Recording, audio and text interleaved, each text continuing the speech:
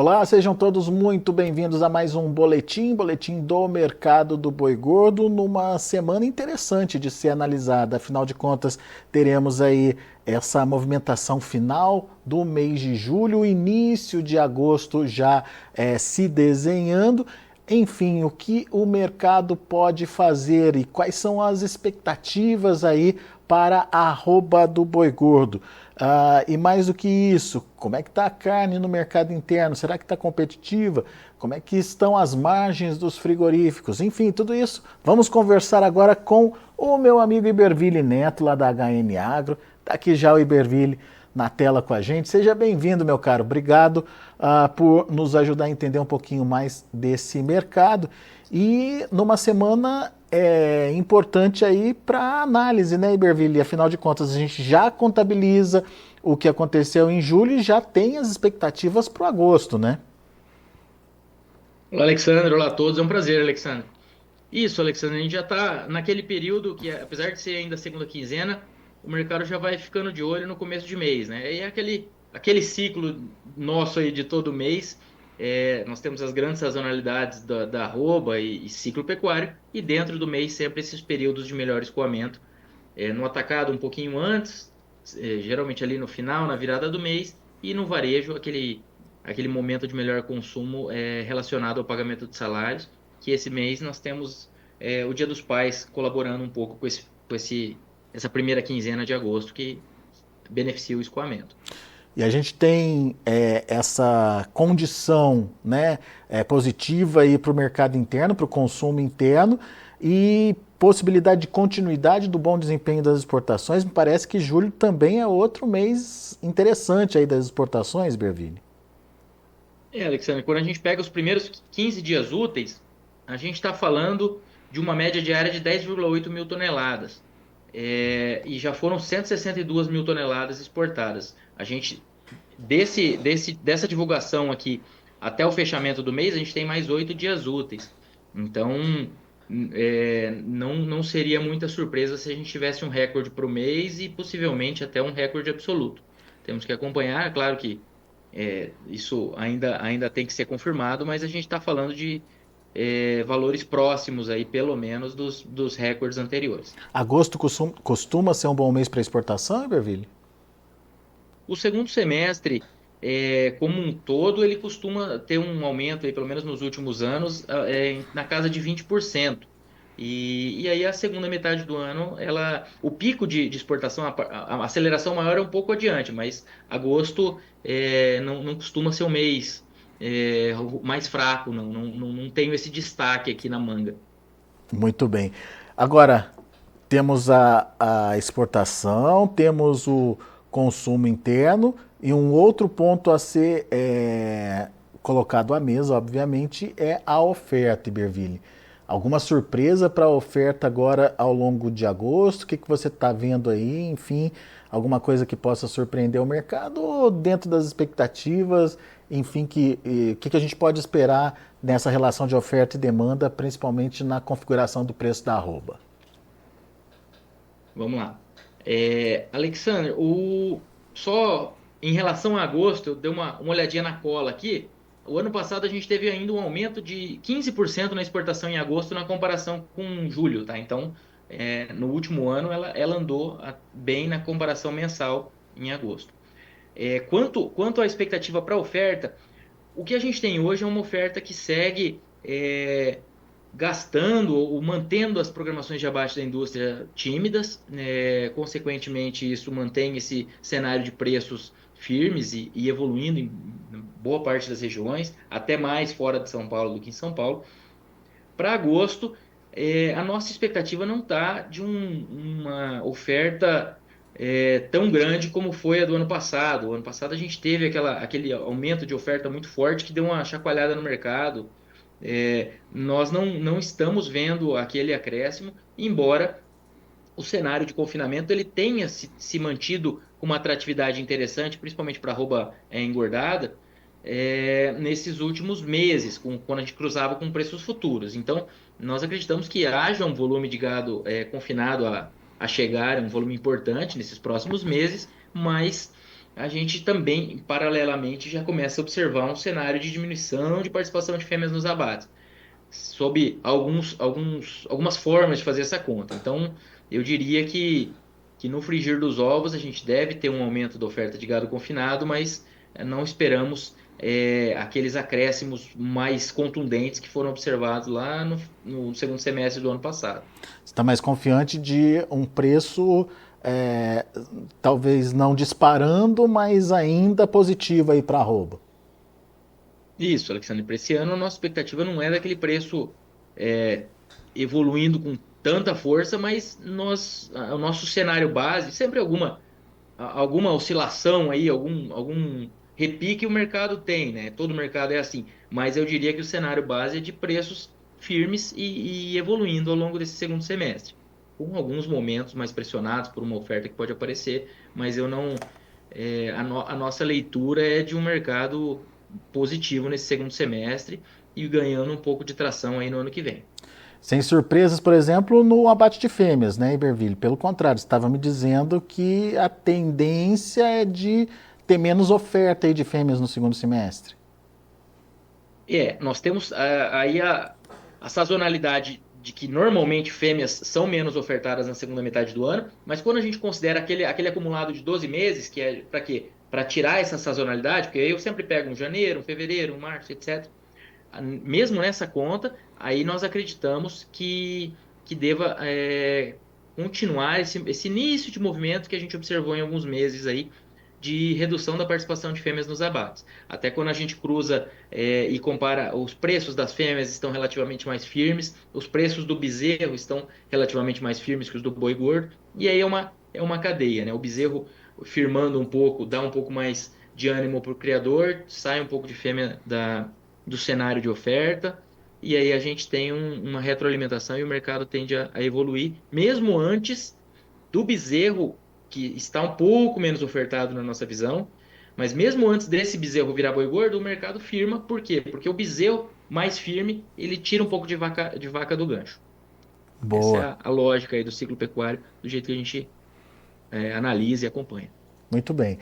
Ô Iberville, vamos falar um pouquinho sobre essa questão aí da demanda no mercado interno, que em outros momentos a gente falou que o preço, né, influencia muito na demanda, principalmente no consumo de carne bovina, e a gente percebe, se aumenta o preço da carne bovina, a gente tem uma redução de consumo aí podendo ser registrada.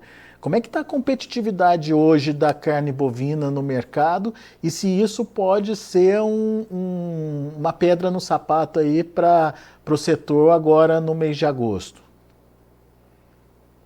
Alexander, quando a gente pega, aqui considerando preços no atacado para essa referência, mas a gente pega 1 quilo de dianteiro e 1 quilo de frango congelado, essa relação está de 2 quilos de frango congelado para 1 quilo de dianteiro, considerando a média de julho.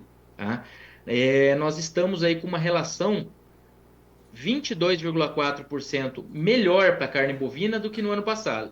Porque no ano passado, com 1 quilo de carne de dianteiro, era possível comprar 2,6 quilos de carne de frango no atacado. Ou seja, existia. A concorrência era mais puxada. Agora, desde o início do ano, arredondando aí uma casa decimal para cima ou para baixo, a gente está falando de 1,9 a 2 quilos de carne de frango com 1 quilo de dianteiro, versus 2,6 no mesmo período do ano passado, considerando julho do ano passado. Ou seja, está competitivo. Está competitivo. Se a gente voltar aqui, vamos voltar desde o início de 2022, uma conta meio. A média é 2,2, são 2,2 quilos de frango por quilo de dianteiro. Então, mesmo frente à média, a gente também está um pouco melhor, na casa de 10% melhor aí a competitividade para a carne bovina. Tecnicamente não seria um problema de demanda no mercado interno, a demanda de exportação também mantida. Fica de olho então na oferta, né, Iberville? Isso, Alexandre. A oferta é o grande ponto aí, que não é um ponto necessariamente que a gente acha que vai ser o grande problema, mas se tiver um problema, na nossa visão, um problema para a precificação aí, para o mercado dar uma fraquejada, seria nessa direção, seria na direção de uma oferta aparecendo. Do lado do escoamento, não estamos com uma economia forte e demandando um absurdo de carne, mas a gente tem uma economia que tem absorvido volumes importantes de carne esse ano. Por quê? Porque os preços estão menores, né? Então, esse volume adicional de gado gerou uma diminuição de preços ao longo da cadeia e isso gera como resultado um escoamento melhor lá na ponta. Mas esse preço está chegando lá no varejo, lá para o consumidor final, Iberville? Tá, Alexandre, quando a gente pega aqui os dados do IPCA 15, que já considera os dados do IBGE, né, de variação dos preços da carne bovina, uma média de todos os cortes, a gente teve uma queda de julho a julho de 5,5%, do ano passado para cá. No atacado, o boi casado, a queda foi de 6,5% e o boi gordo, né, queda de 8,8%. Então, um ponto, nós temos duas leituras aqui.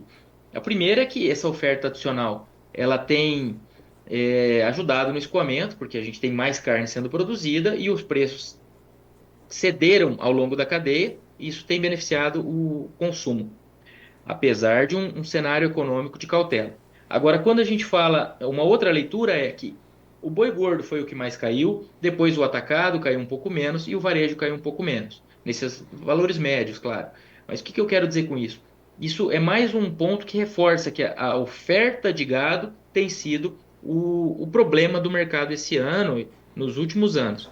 Quando a gente pega o atacado, conseguiu segurar um pouquinho e ceder menos as cotações, e o varejo um pouquinho menos também. Então, é, os elos conseguiram manter um pouco mais as suas cotações, e isso reforça essa nossa tese, que não é só nossa, né, mas que a oferta tem sido o problema do mercado esse ano. E aí a gente entra naquela segunda leitura. Se a oferta tem sido o problema do mercado, a gente tem um cenário começando a diminuir a oferta de fêmeas por causa dos preços do bezerro um pouco mais firmes, e isso vai levando na direção daquele cenário um pouco mais promissor de preços que nós acreditamos para segundo semestre e para o ano que vem, com a cautela do segundo semestre, que a gente não está falando aqui de um mercado que não tenha um momento mais pressionado, não é uma alta lisa e limpa como nós gostaríamos, e aí nós gostaríamos que eu pensando a cadeia como um todo, né? O mercado quando está firme geralmente é porque o escoamento e a coisa toda está fluindo melhor. Já já a gente fala dessa expectativa, principalmente para o último trimestre do ano, Iberville. Mas aproveitando esse gancho, essa sua fala sobre queda nos preços, né? Varejo caindo 5,6, casado 6,5, boi 8,8. Relação do boi casado com o boi, com a arroba do boi gordo. Isso garante margem mais positiva para as indústrias? Como é que está essa relação das margens hoje? Quando a gente olha basicamente o mercado interno, depois a gente fala da exportação também.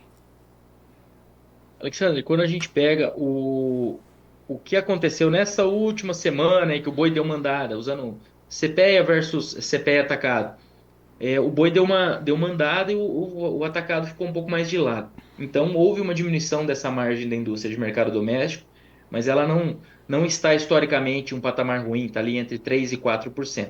Quando a gente pega a média de julho, a gente está falando de uma margem de 6,1%, que ela caiu na comparação com o mês anterior, mas ela é uma margem historicamente boa. Tá? É que no ano passado nós tivemos margens muito fortes para a indústria, porque o boi derreteu ali no segundo semestre. Então, tivemos picos de margens. Agora, quando a gente pega o que aconteceu de janeiro a junho desse ano, nessa margem do boi casado versus o boi, na verdade, desculpa, de janeiro a julho, foi para cada mês nós tivemos o melhor janeiro dos últimos 4 anos, melhor fevereiro e estamos no melhor julho dos últimos 4 anos. Para todos os meses deste ano foram os melhores meses, respectivamente, dos últimos 4 anos, pelo menos, porque é o gráfico que eu estou aqui com ele aberto.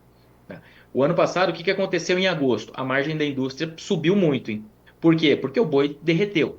Então, o próximo mês, tomara, eu digo tomara pensando aí que um cenário mais construtivo de a gente não ter nenhum problema como foi ano passado, é muito possível que a margem da indústria trabalhe abaixo da do ano passado. Por quê? ela abriu demais porque o boi derreteu, isso afetou a cadeia fortemente.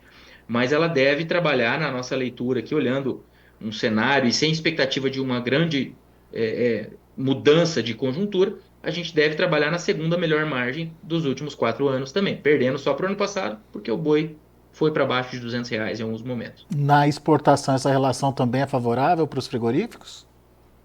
Na exportação, a gente também está falando de uma relação positiva. Claro que lembrando que quando a gente fala de exportação, a gente sempre tem o boi, ele é comprado, ele tem o processo de venda e o preço da exportação acaba sendo quando ele é exportado efetivamente. Então existe esse ruído temporal aí. Mas para a gente falar é, de uma maneira mais direta, essa é uma relação que a gente usa historicamente, a gente também teve de janeiro a junho as melhores relações dos últimos 4 anos, carne exportada versus arroba do boi gordo. Ou seja, a maior quantidade de arrobas comprada por tonelada exportada. Agora, em junho, inclusive, essa relação foi de 109 arrobas por tonelada, que foi a melhor relação. Junho, eu digo porque é o último dado fechado. Foi a melhor relação em. Estou voltando, procurando o histórico aqui, Alex. Hum. Está longe, tá longo esse histórico aqui. Foi a melhor relação desde o final da meados de 2020, tá? Se eu não pulei nenhum mês aí. 4 anos Mas também. a gente. Foi confirmando aqui a melhor relação desde junho de 2020. É. Ou seja, os frigoríficos não têm do que reclamar se precisar fazer um ajustezinho aí na arroba, né, Iberville? No mercado externo, esse espaço na média, né? Claro, cada mercado tem as suas dificuldades, etc, né? Cada eh, estado, cada planta foca mais em uma região, etc. Mas na média é exatamente isso, Alexandre. A gente está falando de uma relação aí interessante do ponto de vista histórico, e mesmo que o dólar volte um pouco e dê uma acomodada, a gente tem que lembrar que a indústria normalmente aproveita e faz esse hedge de câmbio aí, Uhum. trabalha estrategicamente, como a gente sempre indica que o produtor também faça dentro do possível, né? Boa. Ô Iberville, o Moacir Luciano, está aqui com a gente, participando no chat do YouTube. Ele está perguntando se tem previsão de muita oferta para o final do ano. Ele é lá de Jandaia, Goiás. O que a gente viu, Iberville, num primeiro momento foi um mercado futuro estimulando o produtor, jogando aquele preço para outubro, novembro, dezembro, ali na casa, ou perto ali dos R$ 250, mas o mercado perdendo força aí nas últimas semanas. Isso significa que a oferta esperada para o final do ano foi concluída com sucesso? Dá para pensar assim, não? Alexandre, a gente estava até trocando ideia aqui antes da entrevista, né? E bem puxando esse link aí. O gado que vai entrar agora, que já viu um mercado futuro um pouco mais calmo, né? É um gado, vamos dizer, que o gado entre agora. A gente está falando usando 100 dias de coxa, esse gado vai ficar agosto, setembro, outubro e vai sair ao longo de novembro. Então, esse mercado um pouco mais fraco, mercado futuro um pouco mais fraco, mais recente, ele ainda tem espaço para impactar a oferta, principalmente ali em novembro e dezembro. É, Obviamente, o produtor que vai colocar esse gado, ele pode ter travado antes? Pode, mas em geral o pecuarista usa relativamente pouco hedge, então acaba que é mais provável que haja um desestímulo em decorrência desses preços do que um cenário no qual o produtor já tenha travado isso antes, etc. Eu não estou falando aqui que a gente não vai ter um confinamento importante, porque a gente tem um cenário de preços de milho, de relação de troca com arroba interessante, e a reposição também não veio apertando muito. Mas frente à toada que nós esperávamos aí há alguns meses, talvez o novembro e dezembro aí tenham perdido um pouco de gado para chegada oriundo de confinamento. Não estou falando aqui de uma escassez, mas quando a gente junta isso a um cenário de exportações indo bem, consumo doméstico no final do ano melhor e oferta de fêmeas um pouco menor, Aí a gente desenha a nossa expectativa que a gente comentou aqui de preços evoluindo ao longo desse segundo semestre. Deixa eu ver se eu entendi, Iberville. Então, o produtor que vai entregar esse boi em outubro, ele já fez já colocou esse animal já no confinamento e obrigatoriamente ou necessariamente já se protegeu. Então, outubro conseguimos ali aquele valor mais alto dos preços e teoricamente está garantida aí uma oferta para outubro, mas depois disso o preço caiu e talvez não seja tão estimulante assim gerar essa oferta para novembro e dezembro. Dá para dizer que a oferta ainda não está definida então para o final do ano, Iberville? Alexander, em relação só ao RED, né, o produtor muitas vezes ele olha o preço futuro, se programa muitas vezes com base naquilo, pensando no produtor que já colocou esse gado no coxo, e acaba que às vezes ele não trava, então não necessariamente ele está travado, mas ele foi influenciado por aquele cenário um pouco mais positivo que nós tivemos há algumas semanas. Agora, essa oferta mais para o final do ano, ela ainda, uma parte dela ainda está, vamos dizer, suscetível a algum ajuste de rota por parte do produtor, se ele achar que os preços não estão, não estão interessantes, né? Porque nós tínhamos um ágio aí em relação ao mercado físico para o mercado futuro muito maior do que o que tem sido visto atualmente. A gente está novembro, se não me engano, na casa de 242 e o CPEA, que é o preço vigente, em tese, são R$ 10 de diferença. Não é uma alta historicamente forte que o mercado futuro está prometendo e está oferecendo para o produtor travar. E aí, em relação à ideia de quando que esse gado vai sair, se a gente pegar uma boiada fechada hoje, claro que o produtor não faz a conta do dia para a noite para fechar, mas ele vem se programando e fechou esse gado hoje. E esse gado for ficar 105 dias, só para a gente ter uma referência onde que essa oferta está chegando, a gente está falando de uma oferta ali de um gado que vai ser abatido no dia 11 de novembro. Tá? 105 dias, usando um número arredondado aqui, a média Brasil deve estar em torno disso. Ou 100, seja, 105 dias. o estímulo está sendo dado agora, então, para o pessoal. O gado de novembro, se o produtor tiver, vamos dizer, se ele tiver a alternativa de confinar ou não confinar, é o que o mercado futuro está apontando agora, que está estimulando ou não, né? Muito bem. Temos então uma situação ainda não definida. Não dá para dizer que o jogo está jogado, né, Iberville? Vai depender aí do incentivo que ele vai ter para lá para o final do ano, se de repente vai valer a pena para ele. Hoje, com essa diferença de apenas R$ 10, como você colocou aí, ele pensa mais, né? A gente não está com aquela curva de preços exuberante. Embora, considerando os preços do milho, a conta muitas vezes seja atrativa ainda, né? Não é uma conta exuberante, mas muitas vezes esse produtor fecha essas contas, uma arroba engordada aí da ordem de R$ 210, a gente tem ouvido falar muitas vezes. Agora o milho deu uma firmadinha de novo em algumas situações, mas é, dá para fechar a conta, só que não está aquela conta que com um preço de venda tão atrativo lá adiante, né? Como nós tínhamos há É. algumas semanas, principalmente em relação ao mercado físico, porque o físico subiu e o futuro deu uma acomodada. Então, essa diferença ela diminuiu. Antes a gente tinha um físico aí na casa de 220 e um futuro de 250 em alguns momentos, Isso. números meio arredondados aqui, davam R$ 30 de ágio é, jogando lá para o segundo semestre, né? Não necessariamente R$ 30 de ágio só no período do confinamento. Ele teria que levar esse gado de alguma forma até entrar no coxo ali. Não era em 90 dias esses R$ 30, mas não deixava de ser uma janela de oportunidade aberta para uma recria, uma suplementação mais intensiva, já até adaptando esse animal e depois jogar no coxo. Boa. Muito bom. O pessoal da PPM Agro está dizendo aqui que a HN mais Notícias Agrícolas é sempre um show de informações. Obrigado aí pela Muito participação, obrigado. obrigado aí pela audiência.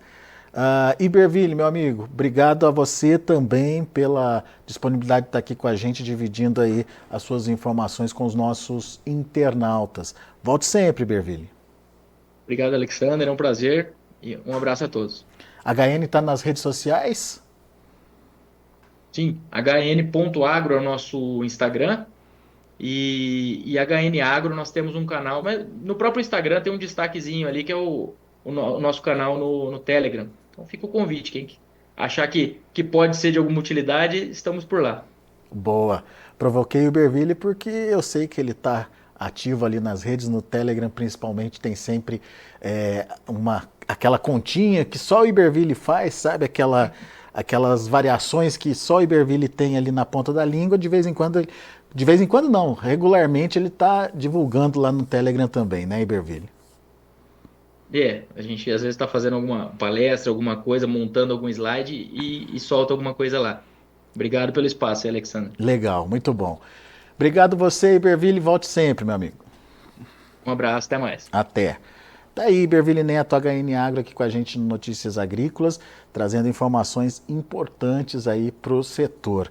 E obrigado também ao pessoal que está participando com a gente aqui pelo chat do YouTube. Lembrando que você é o nosso convidado para se inscrever no canal. Afinal de contas, a gente já bateu a meta dos 100 mil inscritos, mas isso não quer dizer que vamos parar por aí, não. Pelo contrário, nossa meta agora é mais ambiciosa. Vamos chegar ali nos 200 mil e, portanto, a sua participação, a sua ajuda é muito importante.